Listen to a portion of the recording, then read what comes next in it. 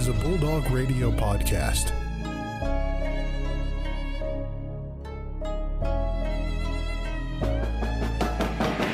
The Ferris State Bulldogs have upset the nation's number 2 ranked team. Wide open! Taylor is going to take this one to the house! Touchdown Bulldogs! It's the MVSP Season 4, Episode 26. Boy, Brandon, is it the best time to be a Ferris State Bulldog? Woo! Ferris State football is headed to the national championship. We're going to be down in Texas cheering our boys on, as well as there was some action for basketball that went on, some hockey games that went through. But first, Brandon, what do we got going? We got a great episode in store for you. We break down the semifinal victory against West Florida for football, as well as a solid weekend of hockey and basketball. We'll preview all the winter stuff and the winter slates, as well as our plans for the show going into the break, but also got a great interview with one of our intern friends. Korbyn Kahl joins us on the show to talk about his unique story to get to Ferris and get into athletics. Great talk with him, Joe. For sure. So without further ado, let's swing it into the interview. Now joining us here today on the podcast, it's Ferris State Athletics man himself, Korbyn Kahl, is joining us. Korbyn, welcome, man. Yeah, thanks for having me. It was truly an honor to get with you guys. I know I was peppering Joe and Brandon for a little bit there, but yeah, it's just something that I wanted to do for a long time. Sure, man. Yeah, for sure. And we can have other people on the show. There's a guest seat wide open, and Korbyn certainly. There is 2 guest seats actually now with our new digs. So make sure that you reach out to us, because you could be the next Korbyn and sit in the chair with us, and we'd be happy to have you. But Korbyn, it's been a blessing. And Joe, let's hit it for the first question, man. For sure, obviously. So you're on the intern group with us. Can you just talk a little bit about what you do for Ferris State Athletics? Yeah, so I really do like stats just like Joe does, except he does social media a lot too. Shout out me. But yeah, I just do stats for hockey, basketball, football, and then I'll probably start next year up with volleyball and soccer. Yeah, that's cool. And I know you've been really kind of not necessarily thrown into the realm of being an athletics kind of an intern in quotation marks. You're technically not an intern yet, but I'm sure that'll get down the line in the future. But what's been your favorite part about being a part of the group and really getting involved with what goes behind the scenes in all these games? Yeah, I think, it's just how welcoming everybody was. Like, because I came in middle way through probably October, I think, after having conversations with President Pink and Brocklebank, and then Rob finally. And just like first game, really like Sean didn't know that I was supposed to shadow him because Rob didn't tell him. And I was like, yeah, I'm supposed to be shadowing you today. He's like, oh, okay. Do you want to learn some stuff? I was like, yeah. Yeah, of course. Yeah, might as well just hop right into it. And so I started right there just doing some simple tasks for Sean. So I would just say how welcoming the group is. Yeah, absolutely. Cool. I mean, it's fun too. I mean, I feel like we got a pretty good group of everybody there. It's pretty welcoming and pretty easy to get along with everybody. But yeah. For you, Korbyn, I mean, especially, going through college and stuff like that, working for athletics, what is it that you want to do once you graduate and kind of get experience for? Yeah. So my end goal definitely has been to be a general manager of like an NFL or an NHL team. Mm-hmm. That's always been a dream of mine for the past 4 years. But I even just recently found that I would love to get back to where I'm from in Washington State. But yeah, I would just love to be a NFL general manager or NHL one. That would be cool. Man. Yeah, I'm sure that's such a huge role that if anybody gets to that especially high of a job, it certainly is so cool to see all the success there that you can be as a GM. But as you mentioned, Korbyn, you're from the Mitten, but kind of not, but then kind of am. You've had a long journey across multiple states, including the PNW. I believe you started in Montague, is that correct? And then you ended up going to Washington. Now you're back here. Just talk about that journey overall, just going all over the place and then finding your way back here in Michigan. Yeah, so it's crazy. Obviously grew up in Montague, went to school at Montague until my 6th grade year. Met some really great people there. And my 7th grade year had to transplant to Grand Haven for a year. And then it was even crazier because I didn't know that I was going to leave to Washington State until I got back from a vacation. And my dad sat me down and said, hey, we're going to Washington on Sunday. Jeez. Wow. Hit you like a truck almost. And it was Friday. So I had 48 hours. Back your bags, I guess. Holy cow. Yeah. And so I got to Linden, Washington. And it was just basically history ever since. I met some great people. I've been honored to be around like great athletic success, just like Ferris, like being able to watch football team make it to the state championship my freshman year. And then watch my basketball team win back-to-back state championships my freshman year. And next year, watch our girls basketball team win the state championship then. Obviously COVID year kind of cut it short. My senior year, I watched my football team win a state championship and then watch my boys basketball team win a state championship there too. And so, it's just truly a blessing, to be honest with you, to be a part of so much success and that Linden community being so welcoming. Like my freshman year of high school, I got a new band director and he was just super chill. Like we would chop up about sports. Even our head football coach, like I did a piece with my high school quarterback and just super welcoming and like making sure I can do that and get that to work out. Yeah, it was just truly an honor to be at Linden, surrounded by so much success with, I'll just shout them out, like Blake Van Dalen, head football coach, Brian Roper, head basketball coach, and then our band director who taught me how to be a way better person than Trevor Galligan. And so it's just been such an honor to get here. And then, to get to Ferris, it was kind of crazier. I didn't decide that I was going to move back to the state of Michigan until my brother's wedding day. Oh, sure. And after that, I was kind of like, where do I apply? So I applied here first, and then I applied to the other school. And then other school being Grand Valley, or is it? Yeah. Oh, okay. I was like, the other school. I think I know where he's tracking. I was gonna say, I think I know what you mean. And so I got accepted to both. My original plan was to wait until the spring semester up at Allendale, and then thought about it for a little bit. And I was like, I don't really think that's the place for me. And then came here and basically been history ever since. Yeah, for sure. Glad you came here, to be honest, because being a Laker, I don't know if that would have suited you. I think you look a lot better in the crimson and gold. Yeah, that's for sure. As Lee Corso would say, good pick, brother. Good pick. Good pick. But obviously, I mean, you were a part of the pep band at Ferris State at first, and then now obviously you're on the intern group. Can you kind of talk about one, just joining the band and kind of being a part of that, and then also just now going into a kind of a different spot with sports? Yeah, I mean, music has been something that I held close to me, throughout my middle school experience and high school with Linden, that I wanted to continue that at some factor here. I'm still a part of it. I'm a part of the Ferris concert band here and their jazz band, but I wanted to continue with pep band, and that was a great experience. I never had any bad experience with the people in the band. And so obviously coming to sports with you guys at the time, I was kind of like not really enjoying the pep band experience anymore, just because of how different my high school was compared to theirs. Because my high school, our band director was able to put a lot of music together. Like, we didn't play any of what they play. We play like Super Gremlin by Kodak Black. I was like some newer songs. We play like last year we played Industry Baby, played several different like pop rap songs, and it was super fun. And this year I come to playing Crazy Train. Yeah. It's like that is one thing. Change of pace. I feel like it's been a while since we've gotten some new songs from the pep band. Yeah, that is true. Yeah.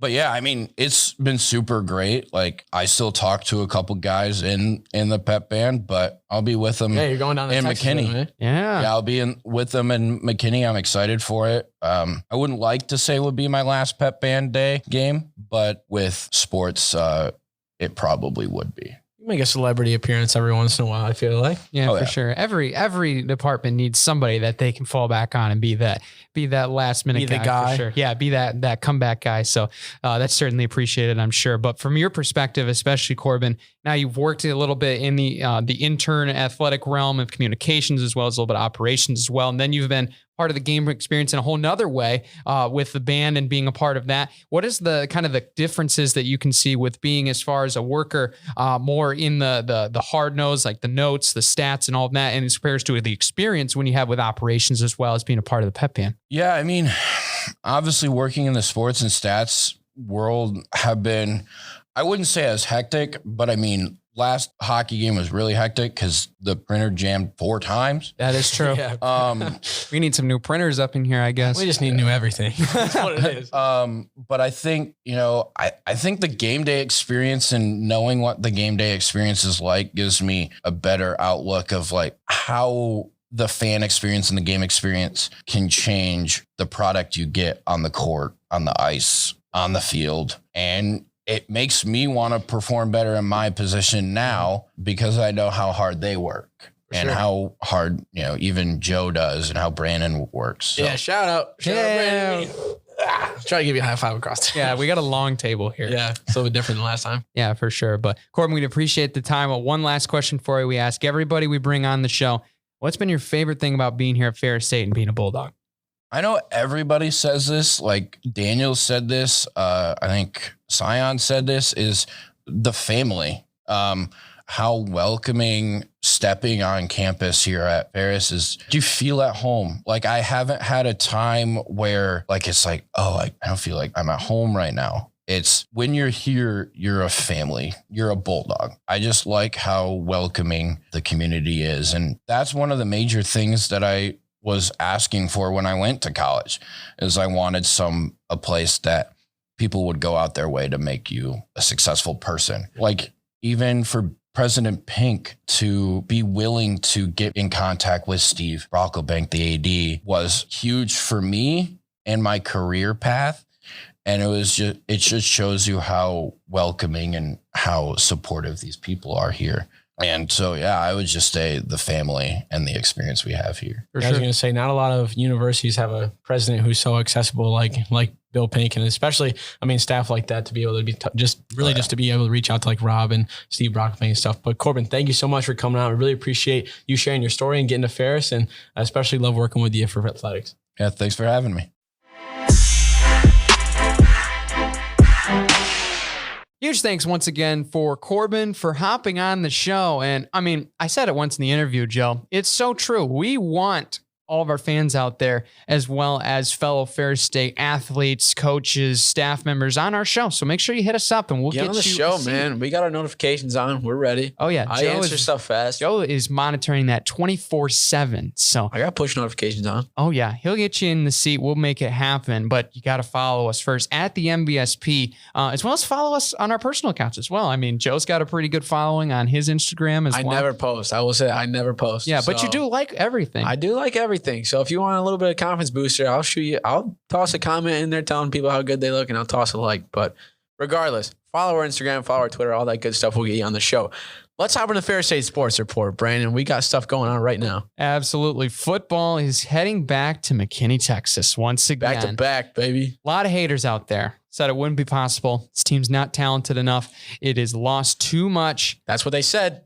But that's what they said. They're wrong. But they wrong. We back. Oh, you lost to Grand Valley? Kiss those hopes goodbye. Guess what? Revenge game. We then boys take them down in the semi or whatever it is, the quarterfinals, whatever that was. West Florida 2019, you guys beat us at our place. Guess what? 38-17 rolled over.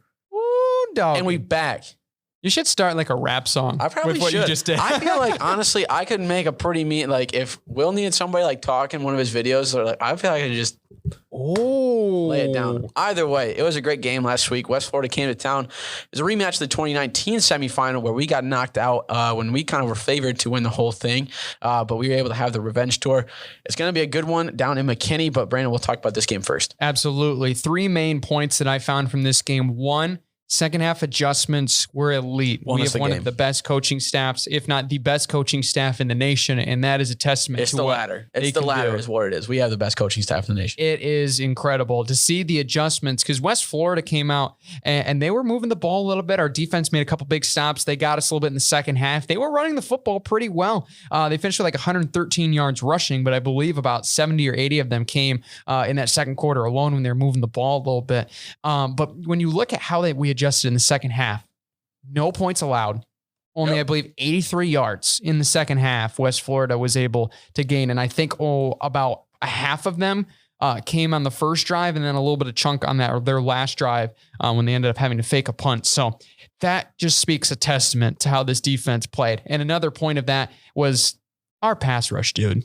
Our run defense, was just so front good, seven, just don't even try. It is crazy, dude. It is insane. I believe LeRae had 2 sacks. Murph had a strip sack. Jordan and Ian both had sacks. The whole defensive line had sacks. Yeah. The whole line. You don't see that often. But I mean, you usually see like one guy on a team really start to show out and stuff. And I mean, you can make that case for Murph. I mean, he was a guy who consistently would get multiple sacks a game. But when you have, Murph getting double teamed against Grand Valley, you have him triple teamed against Grand Valley and double teamed basically the whole time in this game, that offers a lot of opportunities for Ian, Jordan, LeRae, even Connor and stuff to get in on the business. So, I mean, when you see that, that's something you really can look forward to against Colorado School of Mines coming up. But this game was just really solid. Huge game for Marcus Taylor. The guy is a dog. I mean, he came out and played exceptionally well in the first quarter and then just kept it rolling. He had what? How many yards of rushing did he have? Let me look this up. 184? 184, 232 all-purpose yards. Ooh. That is insane. Yikes. Dude's a monster. He almost had like a 64-yard touchdown. What is his longest? It says 29, but that's not right. 29?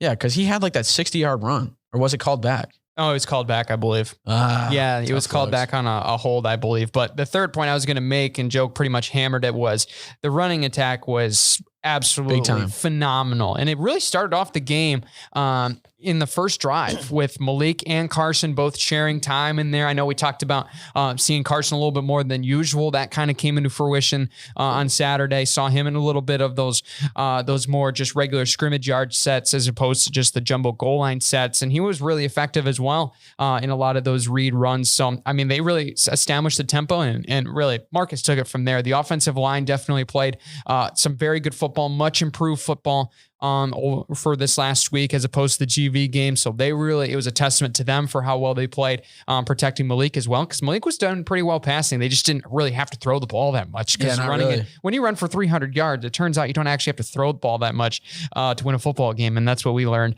this last weekend. But I mean, obviously this team really played well in all phases. We was looking a little bleak going into halftime. I know West Florida was probably going in the locker room a little too confident. And it ended up biting them in the butt there in that second half for how well we made adjustments, as well as just being able to really hammer it down, being able to really just step up in those big moments, made big plays. And that team, that's what the team is just made for. They're made for these big moments, for these big games, and they really showed up. And that's why we're going back to Texas, and I'll finally get to buy my cowboy hat. Yeah, there we go. Yes, we didn't buy cowboy hats last time, so we're going to have to get it. It's the first time I feel like this is the first time in a while that not a number one team has made it to I guess 2019 it was a battle of 2 and 3, I think, right? But other than that, it was honestly a pretty interesting shakeup with the whole finals too, because I mean, not a single number one made it to the finals because it was Shepherd was 2 behind IUP. I think it was Mines was 2 behind Angelo State. We were 2 behind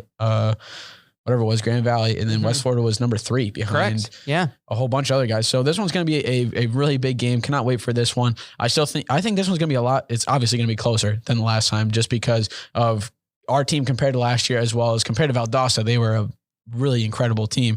But Colorado School of Mines is coming into this off a big win against Shepherd, 44-13. They held a very high-scoring offense to only 2 scores the whole day. So that one's going to be that was a tough show for them. I mean, Shepherd's got knocked out in the semifinals 2 years in a row by big margins, so that's kind of tough for their team. And I mean, you'd think Tyson Badgett being Harlan Hill favorite to be able to figure something out. But he was not. So that was tough looks. But Mines is a very solid defense team, and they're a pass-heavy team. So we're going to be really seeing our DBs tested a lot, as well as our defensive side. Pass rush is going to be the big thing. Yeah, pass rush is going to be huge. And Joe mentioned it. I mean, passing-wise, this team definitely relies on the pass a lot and compared to some other teams. Maybe not as much as Shepherd, as you see the Rams as kind of one of the most one-dimensional offenses out of those 4 teams that we saw in the playoff. But they played really well, especially in the trenches. Mines did in this game. I mean, their offensive line dominated. Yeah, they got a scoop and score and all that stuff. Yeah, I mean, defensively, they were lights out. They forced 4 turnovers on the Rams en route to that 44-13 win. And they really did it. I mean, they really did it through the air. They torched the Rams secondary with especially a lot of big plays. I know they had a couple plays where I think they had a couple of 30, 50-yard scores. So they're just, they have that big playmaking ability like we do. So it's certainly going to be interesting to see how they're going to combat our pass rush. And see if they test our secondary early in the game. I could see that potentially being something that they're going to throw at us as well. Offensively, they have a really solid. I mean, you look at what John Mata's really done this year. He's been one of the more phenomenal quarterbacks overall in Division II football. It's really just him behind Tyson Badgett, really, when it comes to Harlan Hill finalists in the quarterback category. In my opinion, he's been one of the more underappreciated players, I think, on that team. This guy was slinging it. Yeah, he was. I mean, you look at 371 on 28 completions, 5 tutties. I mean, but that's just ridiculous. That's insane. He was absolutely phenomenal. And I mean, you look at really going up against the Harlan Hill favorite and Tyson Badgett, and they were just really, really efficient through the air. They made the big plays. They made the right play calls. And you watch film, they were playing with speed. They were playing in space, and they were still beating you up front and physical. But it's going to be a really fun matchup. Yeah. So I was talking, I know we've talked about it a little bit going in, and this is going to be the premier matchup. I think it would be, we'd be talking a much different story if we were playing Shepherd again, potentially in the final, as opposed to this Mines team, because this Mines team, they can do it in both phases on both sides of the ball. And that's something that makes them really appealing in this matchup, because they're a really good football team and they just happened to run in Valdosta last year, or we could have been seeing a rematch potentially from last year if they were able to beat the Blazers, as in now we're going to see them here once again here in 22. Yeah, this team, I was watching it actually. I was watching this game for a little bit before we had to go work hockey after our game. Their team is mostly made up of like chemical engineers and all that stuff. Like they are like there's a crazy amount of smart guys on these teams, which is funny because on their Instagram and stuff, they like kind of play into it. They're like a bunch of nerds playing football is like the thing. I think I was either a caption or on their Instagram like profile. There's like just a bunch of nerds playing football or whatever, which is pretty funny. I did see that. Yeah. But I think it's going to be interesting because John Matoga, he's like 5'9", right? 5'10". Yeah. Like he is not a huge guy. So that's going to be the one thing. But I mean, obviously it doesn't really matter because the guy was slinging it against Shepherd and he's been slinging it all year. But when you look at, I mean, if you really want to look at transitive property, Grand Valley beat them at the start of the year and we beat Grand Valley. So there's that. And they lost to Angelo State, but then they got a revenge win on them by a big margin in the playoffs. But this one's going to be tough, I feel like. I think it's going to be a pretty electric atmosphere. It's a noon kickoff, which is a little bit different than last time. Yeah. Interesting. I don't know if I like that necessarily. Yeah. I was kind of hoping it was going to be like a 7 o'clock or something. It might be some scheduling to do with kind of playoffs and bowl games starting and all that goodness. But still, this one's going to be probably the toughest game we've had all year. Yeah, I think you definitely look at this team, and to me, I don't see them as, I think they came into the season as like a top 15, top 10 team, kind of varying in between there. They're saying they make the playoffs, but they wouldn't really make it right. And then probably 16 or 18 or 16 or 8 teams. And they came out when they played those first 2 games. I mean, they came out guns blazing against 2 really good teams playing Grand Valley and Angelo State back to back. I mean, that's a heck of a start of the season. And obviously they got punched in the mouth a little bit. 2 really tough losses against those 2 teams. But then they came to the RMAC play and they just really, really came out full running. They just took off in the RMAC. And I mean, it's like Adams State and all those other schools of like Western Colorado, Pueblo, and some of those other schools. They were a very good running conference. I can tell you that from personal experience. But as far as football, I mean, they're pretty solid. I mean, obviously they have a representative in the national championship. Well, yeah, I was saying. I mean, GLIAC was just like I'm not it's not as deep as the I was going to say it just was because I mean I see a 80-0 win, a 54-16 win, a 38-0 win, 48-20, 48-21, 45-9. Like it seems like there's just a lot more of like an 84-10 win against Adams State. That does sound familiar though. It seems like they had like a lot of games where I feel it's just chalk and stuff. Like I mean they're just crazy good, but they backed it up when they got to time for playoffs to happen. I mean they beat Minnesota State by 3. That was a close one. Yeah. So I think really when you look at this team as a whole with Mines. You see a lot of the grit, you see a lot of the toughness, and you got a lot of playmakers. I mean, those three things kind of ring our bell a little bit. That's really what we're about. So I think it's going to be a much more like rock versus rock type of matchup when it comes to these two teams. Kind of just absolutely be trying to crush each other. This one's probably going to be a shootout, I feel like. This is like Valdosta last year. When we were looking at this game, we were previewing it, obviously going in before the trip. You could tell these teams were different. Ferris as opposed to Valdosta. We were more physical. They were more fast. They want to try to get out in space. They want to try to outrun you. They want to make it a track meet. And we obviously absolutely stonewalled them after that first quarter. And that's how we ended up blowing them out in that game. But when you look at Mines, they're a much more physical team. They're a very smart team.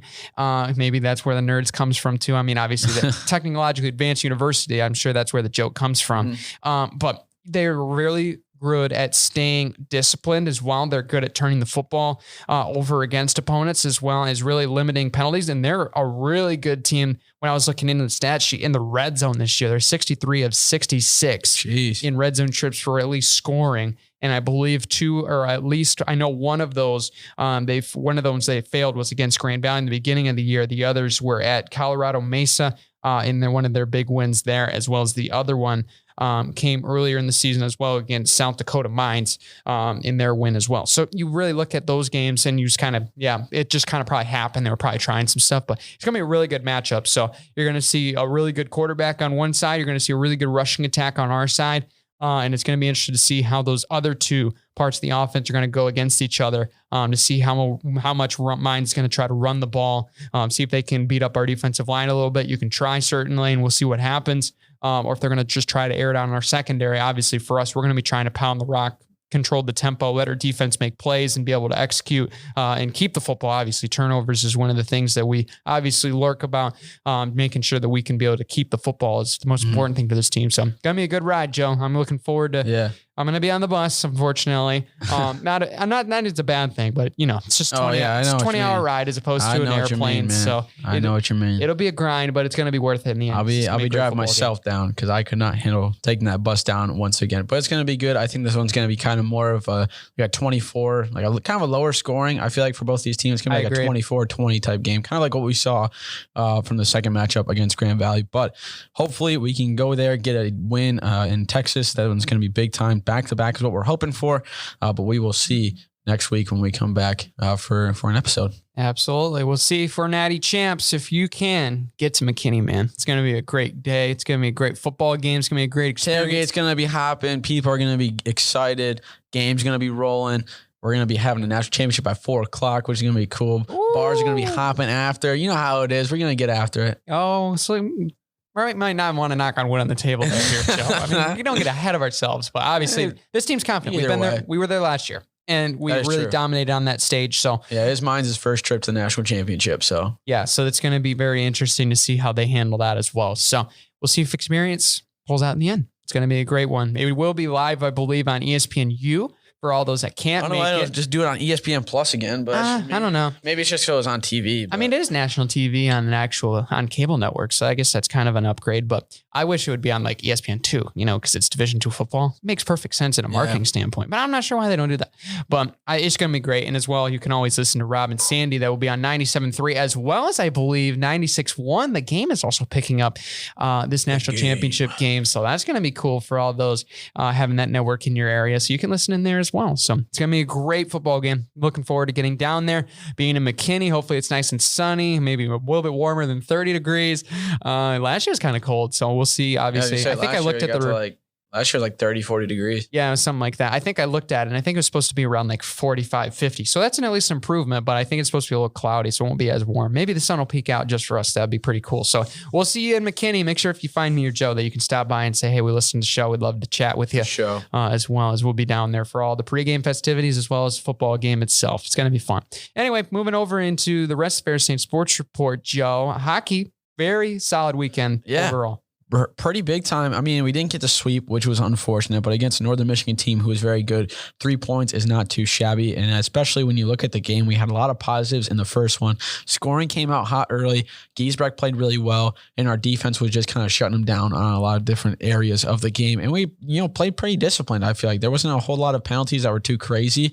There were some that were a little questionable here and there, but still, I mean, being able to stay out of the box was kind of the main reason why. It was a very chippy game. The guys were getting after it. Stepan in the second game had a massive hit behind the net, which a little controversial. Some people say it was clean. Some people say it wasn't. Some people say it shouldn't have been a major. Some people agree with the call that he got tossed about it. But still, I mean, it was a big weekend. I feel like this one was kind of a real testament for our team. I mean, we won, what was it, 5 straight after the first win, and we couldn't get the 6th one straight. But I still think, especially with splitting against Northern Michigan, who's probably going to be top of the table of the CCHA pretty soon, especially as, the next half of the season comes around in a couple more weeks, you're going to see our team probably really get set in stone at the 2, 3, 4 spot, I feel like. Yeah, it's definitely encouraging, the results we saw this weekend. Obviously, didn't make it 5 in a row, but still got the 4 games, especially in that win. And I mean, 5 out of the last 6, if you count the Mercyhurst win as well in that exhibition. I think we saw a really good team this weekend. Obviously, on Saturday, wasn't necessarily the best team. I don't think they played bad. There's a couple, obviously, as Joe mentioned, a couple instances where momentum definitely was swung the other direction by virtue of neutrality. So obviously you look at that situation, especially when you were looking at that major penalty. I still literally watched that play after the game was over, and I was like, I don't see where it should have been. Probably, it was definitely a penalty, I feel like, but also the guy had the puck. He was coming around. He knew, I mean, you got to expect contact there. You're looking around. He just got rid of it, but the puck was still in the area. And then Stepan goes and hit. I mean, you can say it was kind of like a shoulder to head contact, but the guy was just shorter than Stepan. And he kind of like turned into it kind of. I don't know. That's when I know me and Harrison, when we were on the call, we were discussing was it's such an underrated portion of the review that I feel like not a people are looking at. Obviously, they're looking at where I think there's just so much emphasis on where the person's hit as well as what happened kind of into the play. But as far as like overall stature, I don't think that's much in consideration as much as it used to be, because I believe when we looked back, I can't remember who the other player was, but I think he was listed at 5'8", 5'9". Stepan's 6 foot. So obviously when he comes down in his center of gravity, it's not going to be necessarily the direct shoulder that's going to be potentially hitting first, which I look back and I'm pretty sure it was in that instance. I can't remember exactly what the explanation was for the misconduct that led him to get ejected. If the hit was too high, I can't remember off the top of my head. I think it had to be that though. Because but I don't understand. Like, you can't just he can't buckle his knees all the way down and kneel to hit him. Like, you can't do that. Like, you're still skating. You got to stay on your feet and that sort of thing. So I don't understand necessarily how that goes. But I mean, for really how resilient this team was, obviously Northern Michigan came out with a vengeance offensively. You saw that in the first couple minutes. They were hungry and they ended up getting that first goal with Andre Gantus early. I think that was kind of like the changes. We were able to score the first game, and we were able to kind of control it. But when Northern Michigan scored the first goal in the second game, that was kind of, they knew that, okay, like we're in the driver's seat now. Let's kind of run it up a little bit, because they really, I feel like, gassed us out at the third period. Yeah, they were moving the puck really fast. And obviously in the second period is where they really just extended that good play when they had Vanderbeck scored on that power play following that penalty there. I believe that they called on, I can't remember if it was on, I believe it was on Andrew Noel for holding. Yeah, that's what it was. Just double check that. It was another controversial one. I don't want to just keep bashing the officials, because obviously that doesn't determine the outcome of the game. Obviously, it created a momentum swing, and Northern Michigan was able to capitalize. And then Gantus put it in another one there late in the second period, right after that, literally within a minute of each other. And in between also was that high stick goal that would have tied the game. But it was, I can't remember if it was, that was definitely a high stick. Yeah, it was definitely a high stick, but in the moment it was like, oh my gosh, we just tied it up. Oh man, this team's ready to go again. That was a tough part. And then it gets waved off, and then they score in the next 30 seconds. That's a huge blow going into the third intermission. Went down to the sails on that one. Yeah, but then Matt Slick scoring on the power play, that was a beauty from him as well, beating the goaltender short side there off the right wing inside the circle. But then obviously, they were able to score on the power play. And then Pap, he scored in his second unassisted there on that open net. So that really sealed it away. But I think that they played tougher really in the bottom line than the 5-2 scoreline shows, because realistically this game was 3-2 going in to the end of the third period. They just had been to add an insurance goal later on after the power play. So that's why it looks a little bleak. So they played really well in my mind. They played gritty. They played tough. Obviously, when you got 16 infractions in one game, obviously that's going to affect the outcome. Obviously, either side, no matter who gets the advantage, it's going to make it a different The tough game. part is because we had less penalties, but because of the major, I mean, we were spending way more time on shorthanded. So being having that 5-minute major really there, and that carried over, and that was just a huge blow for how we were playing up into that moment, and then especially going into the end of the game when you need a goal, but now you're shorthanded for 5 minutes. It's really hard to go from there. But I'm still really proud of this team. I mean, the fact of being able to go in, sweep Minnesota State, being able to take them down as well. It's just continued their hot play really well going throughout that entirety of especially that end of the Bowling Green trip, where they really turned it around after a poor performance on Friday. They really had their best performance on Saturday all around, as well as really took it to Northern on that early Friday game. So that right now puts us, I believe, in the standings right now. I believe at the 6th spot, if I remember correctly, right now. And we're going to be playing 6. Yeah, we're at 6, I believe, and we're only 1 point behind Michigan, or Northern Michigan, I should say. Michigan. Hold on, whoa, Big Ten. Yeah, oh boy, only 1 point behind Northern, 3 behind Bemidji, and then between.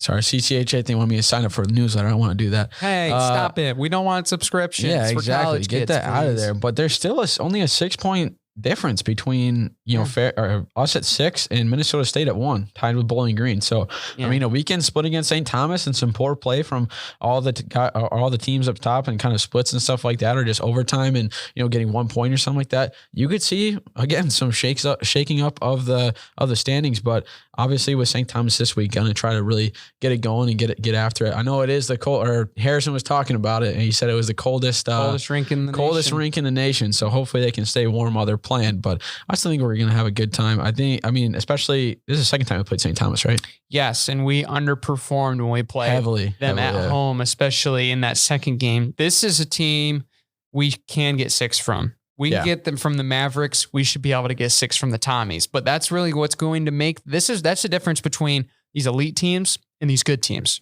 right? Can you take those sweeps that you need? Because that's something that Tech does. That's something that Bemidji was doing really well last year, is they were taking sweeps. And really Minnesota State is the fine definition of taking care of business no matter who they're playing.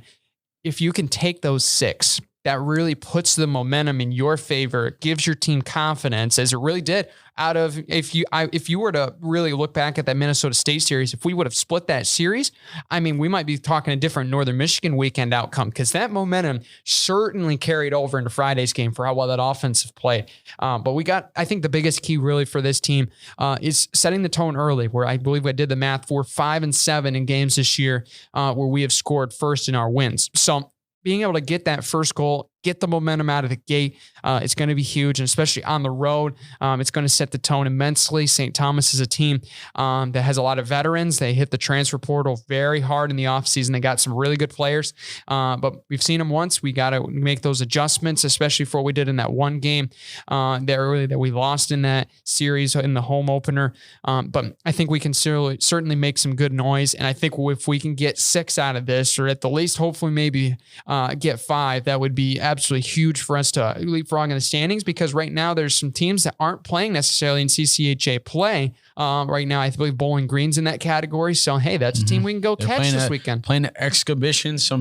Who's playing around the CCHA right now? Tomorrow as we film or as record, I guess it'll be today for you guys as you listen on Thursday, December 15th.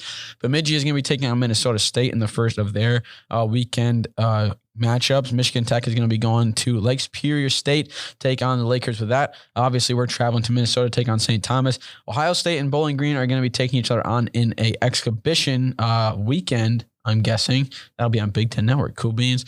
And then, so that's basically it. I think who's not playing right now? Is it Northern? Just Northern? Northern is not playing, and I believe the other name is Northern, isn't it? It would be Northern, because there's 7 teams playing, counting the the Falcons playing the Buckeyes. So that would be the only odd man out would be the Wildcats. And it's an 8-team conference. Yeah, it's just Northern that's not playing. So that's also huge for the program because we can go over that and we can hit to 5 on the whole thing. And hopefully Bemidji, I mean, honestly, if Bemidji loses, that's not the worst thing because Minnesota State is kind of not out of reach, but if they win 3 this week, that won't be the worst thing. Here's the thing. Minnesota State, and this is just being strictly transparent, that they're going to probably run the table hypothetically. They are the best team in the CCHA. Right. On paper, and they've shown it statistically. If they were to run the table, that would make it so they would see starting to beat all these teams. That would actually help us because then obviously you got all these other teams in front of us losing. Yeah. And then obviously with the depth this conference has, I mean, we've seen St. Thomas take down us as well as I believe they took down, I think Northern or Bemidji in their series as of recently. So you can just tell that they're able to sneak some games here. And that would help us if we can get on a run there to have those teams kind of losing some of those big games to get back in the standings a little bit. I think each team's beat somebody, has it not? Like beat each other? It's got to be pretty close. Not the Pac-12 circle. It's the CCHA. Because I mean, we beat Bowling Green. Bowling Green's beat. I'm trying to think real quick because I'm pretty sure that's how it is. We beat everybody, haven't we? Or like everybody's lost to everybody. Or you know what I mean? Everybody's lost to somebody. I know what you're saying, and I think so, yes. But I think only team right now that is technically not the case for is Bemidji because we haven't played Bemidji yet. But I think every other team, we haven't played Lake State yet. We haven't played Bemidji yet. Yeah, but Lake State still has a win though. We did play Bemidji. Yeah, we beat them in a shootout. I forgot about that. Yeah. That was a while ago, man. I was traveling. That's why that weekend. Yeah. That's why. Okay. So then, we have beaten every team except for Lake State. That's the only team we haven't played yet. So we'll see them at the beginning of the new year in 23. And I think we're traveling to their place first right out of the gate. 13th and 14th, those games are. But really got to get momentum in this weekend, especially going to the GLI. We're going to be taking on some really tough teams there. Michigan State's budding. They're doing really well. Western is obviously in that category. Michigan Tech we've already seen and know is a good team. So really got to take the momentum from this weekend, build it off to have our best chance in the GLI because the GLI is where we can make noise, receive votes, get nationally ranked, so on and so forth, pack the dog pound for the rest of the season, get into playoff contention, and then boom, there you go. It starts right here. Yeah, that's going to be the big thing. Point. Start it in St. Thomas. Get 6, and let's go get it rolling. Let's go hockey. All right, so last sports of the Ferris State Sports Report. We're going to hop to the hardwood right now. We'll start with men's basketball. Tough weekend, Brandon. I'll be honest. Tough weekend for the boys. We did a UP trip, Northern Michigan Tech. 2 losses, dealt out 89-77 to the Wildcats, and then 69-68. Heartbreaker against Michigan Tech. I mean, what do we got to do, I guess? Yeah, that's just tough. I wasn't really, especially against Northern. I mean, we knew that they had Bjorklund who won Player of the Week, which we knew that was going to be a tough game. Right. But I mean, I feel like Michigan Tech, we should have beat by 20. We should have. And I think when you look at it, especially just on paper, Michigan Tech is a very beatable team. Obviously, I think they're a little bit underrated when it comes to, if I were to look at a 3-win team going into that weekend, and I would be like, okay, I'd have this expectation, but Michigan Tech's above that, right? Because obviously over the last couple of years, we've seen them play really good basketball, as well as winning the GLAAC title as of recently. But I think when you look at how this team played overall, just in overall statistical comparison, we did not rebound it as well as we probably should have. I think we had 38 and 40 overall on the boards, but we really kind of lacked in the shooting category as well. I mean, I believe we shot, a combined 25.5% from the 3-point line this weekend, only 41 from the field. I think that one speaks more, honestly, than the 3-point shooting, because you're going to have on and off nights when it comes to shooting the 3-ball. But when you're only putting in 40% from the field as a whole, and that includes your puppies inside the paint, that's a really tough thing to come back from. And I think really when you looked overall at you're just looking necessarily at how that game went, Northern Michigan was really good at being able to kind of take some of those momentum swings and turn them their way. And I think that really kind of showed out throughout the game. And especially playing in your home venue, that's obviously going to be one of the big parts of it. I mean, they got out to a really big run to start the game, scoring the first 10 out of 15 points. Then we kind of pulled it back a little bit, started making it a pretty good game. We were trailing a little bit. got near on top there at the end of the half, but they ended up really making a nice run to get up by 8. And then they kind of really just played even ball from there. But they came out of half really playing some of their best basketball to start that second half. And that's when they ended up getting us by 13. But we ended up cutting it to, I think it was 11 by the final score. But overall, I mean, Max Jorgensen's a really good player. He's so multi-dimensional scoring the basketball. And he certainly is one of the best players in the GLIAC for a reason. And he really showed it in this game. I believe he had 18 points, and that was an average effort for him. I mean, 4 of 11 he put up from 23 the field. against Lake State the next 2 days after. Yeah, he's got to be averaging 20 right now, but really just didn't have as much of offensive success. We got to the line a little bit in this game, which was kind of good to see, to get that physicality back, of course, coming into some non-conference games that are really require some physicality as well. I mean, we went 80%, 20 of 25, so that's pretty good. Obviously, the 3-point shooting wasn't what we wanted it to be. Rebounds, we out-rebounded, but I think we wanted to do that by higher majority. When you looked at the way Northern plays, we're obviously a bigger, more physical team. So the fact they kept it kind of close in the rebounds definitely showed a little bit. Just wasn't our best performance overall. Turned the ball over a little bit too much, but really those are kind of just self-inflicted wounds, right? That's what we talk about with a lot of these Ferris State teams. When we have so much talent and we have all of these just phenomenal coaches, phenomenal game plans. Really, the only time we lose is when we beat ourselves. That's really kind of what we saw from this game and overall on the weekend, especially against Michigan Tech. Those are games we could have won. Sorry, I smoked my knee on the table. I was going to try to ramble on. I moved back and I smoked my knee. Joe might need to have his ACL looked at after hitting the hardwood table here. Dude, I hit the metal support. That hurt. Yeah, that's painful. We had some really solid tables. Just like this weekend, man. Painful weekend. Yeah, it was a painful weekend. Way to tie it all together, but still. It's right on the funny bone, too. That was, ugh. Yeah, and really, I think that momentum just kind of drug over into that Saturday game, and Michigan Tech had one of their better games of the season. So not the best outcome. And I think this might be a good thing in the end, because obviously we kind of got rattled, got a little rocked there after that weekend, coming home with 2 L's, because that's something we normally don't do very often. Michigan Tech really shot the basketball well. They really controlled the tempo of the game, despite really being beat, I think, physically. I mean, I thought we were the better team. It showed statistically, but overall just didn't quite get a lot of those momentum swings. Tech really played well down the stretch to be able to get the win there close and hold them off. But this might be a good thing for this team, being able to kind of take that punch in the mouth. It's just like hitting a road trip, or hitting a pothole on a road trip. Might be a little bit of a slow up, might be not the best thing to see, but especially once you get the tire change, once you see what needs to be fixed and you get it fixed, then it's smooth sailing from there. So we got Michigan Dearborn coming up at home on December 17th on Saturday, and then we got Findlay, Fanshawe, and Lewis over the break, and then just some more non-conference games over Christmas break, and then we'll hop right back into conference on January 7th against Lake Superior State. But still, I think this is a really solid opportunity for us. I mean, Findlay, we lost to, was it Findlay or Hillsdale that we lost to last year? I believe it was Findlay. Findlay, we lost to in the national tournament last year, which was kind of a tough one. So that's one's going to be good for revenge, as well as just improvement. I feel like, as well as Lewis. Lewis is a team that I'm not really sure how good their basketball team is, but it's still an opportunity for us to just see a little bit different of competition. I mean, whenever we face people in the GLVC or the GMAC or anything like that, it's really good competition. That's kind of the nice thing about being so close to some of these conferences, is that way when we do play out of conference games, we can play teams that are very solid and can improve a lot on. I'm just more excited to see what Bronkma and the coaching staff kind of look to fix, especially after losing these 2 games against teams that we should win against and we could win against, but just a little bit of a hiccup and not playing super great is the reason that we lost. So very excited to see what we do against Michigan Dearborn this Saturday. Yeah, absolutely. And I'm trying to double check here. It might have actually been Hillsdale that we had lost. Yeah, I forget it was. But we played. I know we played Findlay and I know we played Hillsdale. I just don't know who lost. I think the Findlay might have been the actual regular season game that we played, like kind of over near the holidays, I think is almost what it was.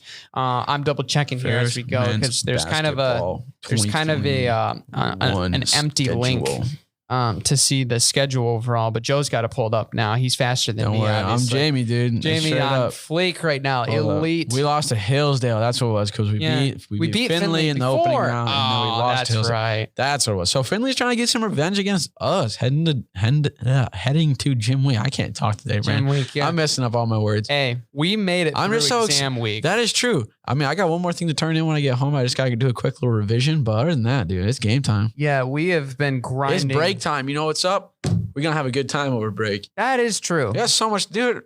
Life's good. You know? Life's good. We've made it through all Hey, what would it be? 7 out of 8 that's what I say. semesters. If exam week, that's true. 7 out of 8. That's wild.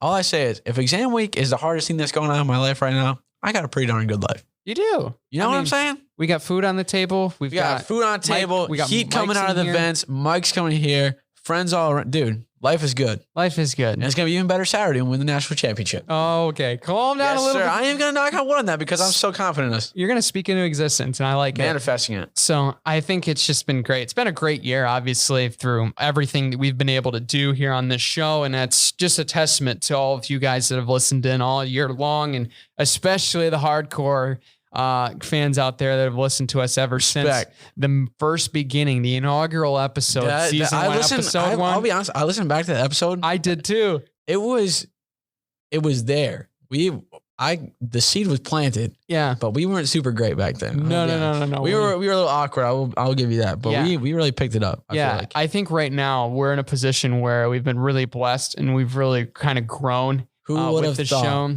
And I think it's just a testament to everybody that supported us as well. It's just the ability. You to work guys are together. the real heroes, to quote Homelander. Oh. If you ever watched that show. But we're rambling, but we're going to finish up the Ferris State Sports Report. Got to talk about women's basketball before we end the Ferris State Sports Report. They also had the same schedule. Got a split on the weekend, though, being Northern Michigan the first day, but just couldn't get it done against Michigan Tech. 60-54 W over the Wildcats. That's huge for the program. We'll see. I didn't press the box score yet, so I'm just waiting for that to load. But it was pretty solid showing from everybody. I mean, starters really came up clutch.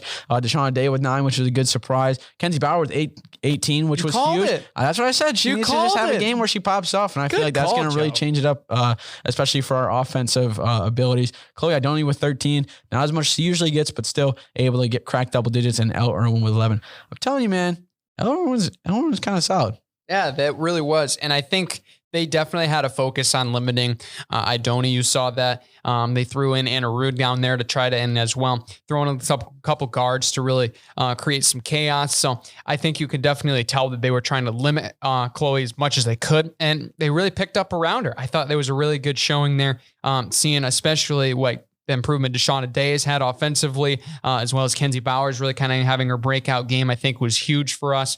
I think you looked at this game overall. We had a couple too many fouls that made this game close. I think we could have definitely ran away with it if we just played a little bit more cleanly and not as anticipatory to foul as much, because I think we had a 9-point lead after the first quarter. We were rolling and then obviously ended up finishing a 6-point deficit, so it kind of evened itself out from there.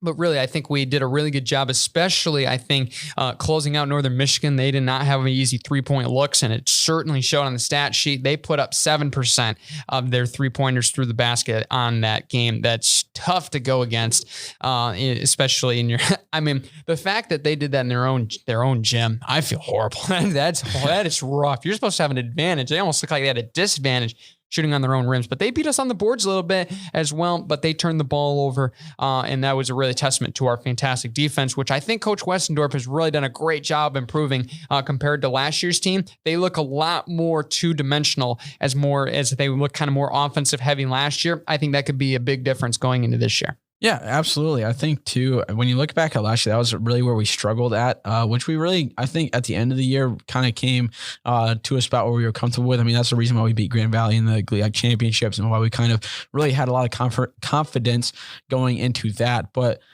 now when you kind of look at it, especially against Grand Valley when we face them, and especially against Michigan Tech and stuff like that, there's just times where I feel like we just fall back on the bad habits, which is a tough part. We just don't rebound. We get out-rebounded, which is especially on defense when we get out-rebounded. That's gonna lose you a lot of games. And I feel like too, sometimes our transition offense kind of gets a little bit too fast where, we're not really thinking too much, and that's why we are missing layups, why we're missing jumpers and stuff like that. But I think when we're really able to control the game and, play it fast, but to our level of fast and to be able to kind of just control the speed.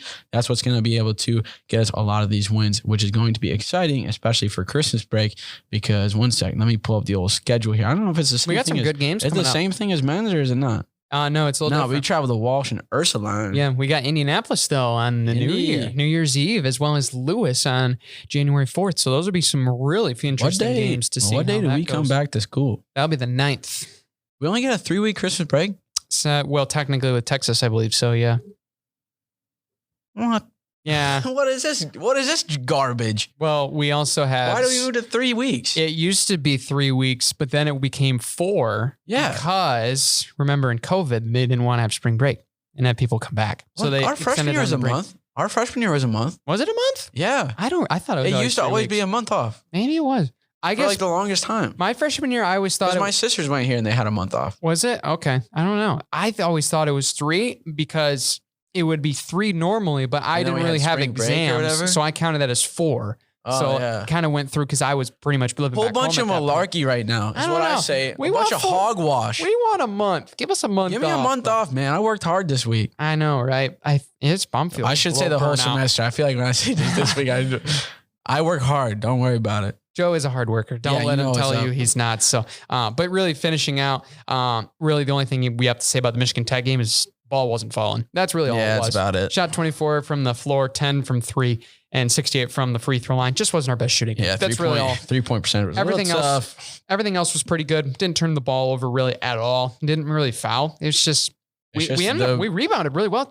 Score didn't fall. That's all it was. This was not reflective of how he played at all. And that's a tough part is I feel like we're a pretty heavy 3 shooting team when we get hot. I feel like, and when we don't get hot, that's kind of tough because then we, move the ball inside and kind of really try to move the ball through Chloe, which we saw this game. I mean, she had 18, but when you don't have, Mallory hitting it from 3. I mean, Grace Sullivan too. She's known to pull up. If you don't have that kind of working around, that gets really tough because then we just become a one facet type of team, and we're a multifaceted type of team when we start hitting and starting rolling. But whenever we start to slow down a little bit, that's going to be when we're going to be seeing those L's fall into the column. Yeah, for sure. Looking at the standings here, men's right now sitting in 5th overall in the GLIAC already. As well as the women's currently just about hovering, I think right now at 6 technically, but obviously only a half game behind some of those teams right in front of them. So, and obviously that goes by conference play now overall because there's some teams that we can definitely flip flop, and you can tell in the overall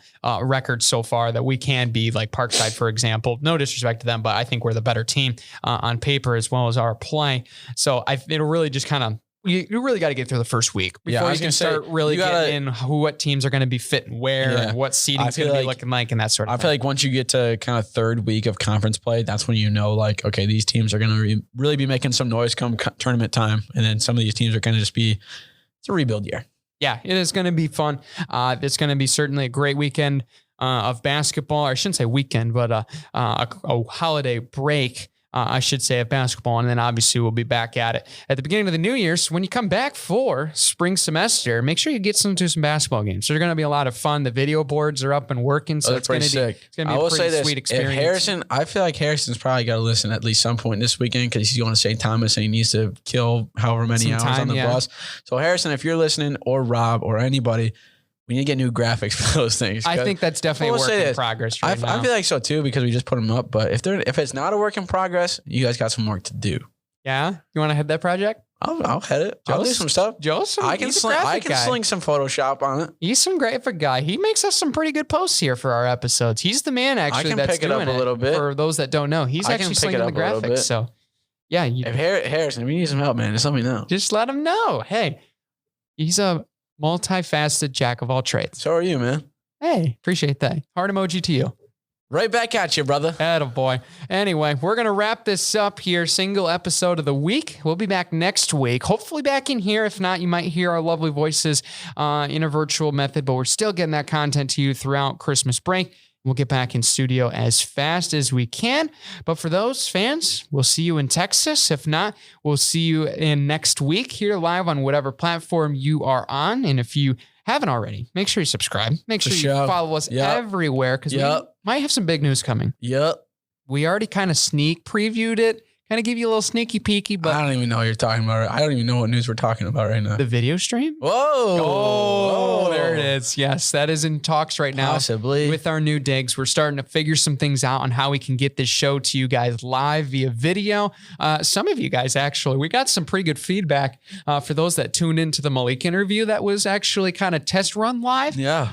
That was through his personal account, but it kind of gave us an idea of what we can do here to potentially get you guys some videos, because I know you guys want to see what we do, and we do so much crazy stuff that you guys don't see on the microphones that I think it's only worth it that we can show that to you guys, because For real. we are two crazy dudes a little bit. I take pride in being weird. Yeah. I mean, I won't say you're weird, Brandon, but regardless, I feel like we're rambling. We got to wrap this show up, though. We probably should. So until next time. Take care, everybody.